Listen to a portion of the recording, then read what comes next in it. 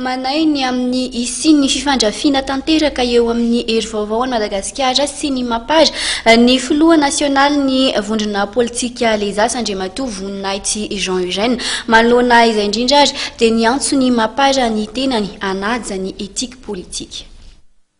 Tsy tokony anao tervamenta ny filoha rajonaly mampianana hery ny Mapara eo amin'ny fandraisan'ny fanapahan-kevitra mikasika ny fananganana gouvernement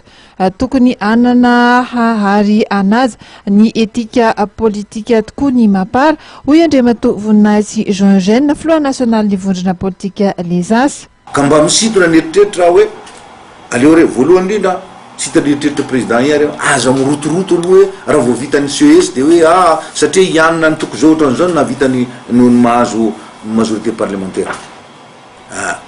fa andraso ivoaka any amin'ny famoronana ny groupe parlementaire any ny sognadiny any ny hitanany zany dia afaka inona no misakana ny hitambarana dia samby ny any amin'ny Mapara mba manolotr'olona roa na telo na tsy fantatra ato amin'ny ASV mba manolotra an'izao dia ny any amin'ny ataontsika hoe ny zetan'olotra rehefa anatin'io le majorité parlementaire amin'ny ateraky n'le plateforme io fa ny fanafodiny dia foano aloha io décret io zay tsy ahafahana manao groupe parlementaire ka ny ampiady an'zareo zany tsy mba mahafaly aho satria zaho koa raha nanoana ny président hery iny dia